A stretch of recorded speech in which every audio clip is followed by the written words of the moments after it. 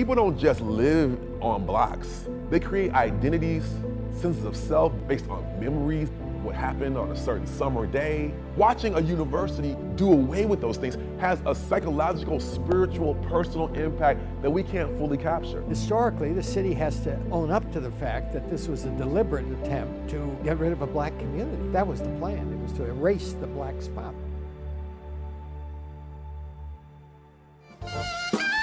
In May of 2024, a Virginia Beach high school baseball team forfeited its season because of racism and harassment among members of its own team.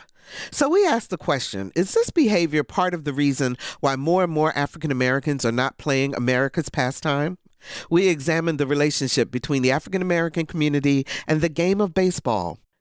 Virginia's barrier islands help protect the eastern shore by bearing the brunt of storms, but these islands are at risk from rising sea levels and other impacts of climate change. I went to Hog Island off the eastern shore with researchers who are working to learn more.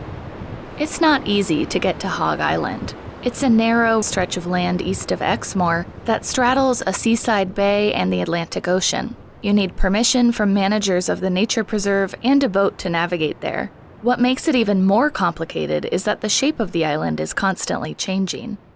Allen told his players, either you're winning this game or you're not. Decide in this room. And he left the locker room. They came out of the half pressing hard and continuously pushing the ball.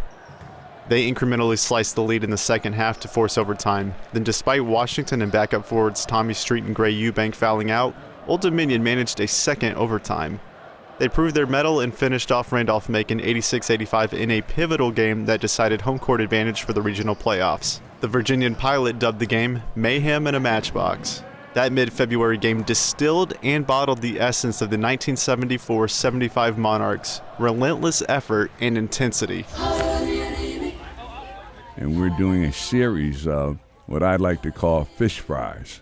Get out the vote, to get those folk aware of the purpose and the importance of voting and registering to vote, of getting their rights restored. My mother, my grandmother pretty much raised us, and it was mandatory for us to go with them when we were young to the polling place, and it was ingrained in us that when you turn 18, you will be going to the voting polls. In Virginia, there's a little fish at the center of a decades-long fight. Advocates worry overfishing for menhaden is harming the ecosystem in the Chesapeake Bay. Industry says there's no evidence of that. Scientists need more research to settle the debate. But as WHRO reports, state lawmakers would need to foot the bill. Quite pleasant right now. On a breezy afternoon, Captain Chris Dollar steers his boat across the water in Gloucester, Virginia. It's 70 degrees at 4:04. This is All Things Considered. I'm Doug Boynton with WHRO News. Virginia Governor Glenn Youngkin rolled out his wish list for lawmakers as Virginia moves into the second year of its two-year budget. Youngkin wants to see taxes on tips eliminated and extension of the standard tax deduction and rebates on the car tax for lower-income Virginians. With the surplus we have, it's time for us to make another down payment in ending this most hated tax on hardworking Virginians. Also on Youngkin's list are $5,000 scholarships for low-income families to send 10,000 children to private schools. Kim Sutterth has lived in the Berkeley area in Norfolk for 5 years. I love this neighborhood. I truly do. Many homes in the historically black neighborhood date back more than a century. Sutterth loves the strong sense of history and community, but there's a downside. Her street floods just about every time it rains, including recently.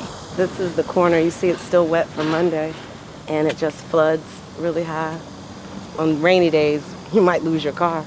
Lose your car because it might get swamped by a flash flood. That happens all over Norfolk, during rainstorms or even just high tide. Sutterth says you kind of get used to all that water. It's kind of a way of life.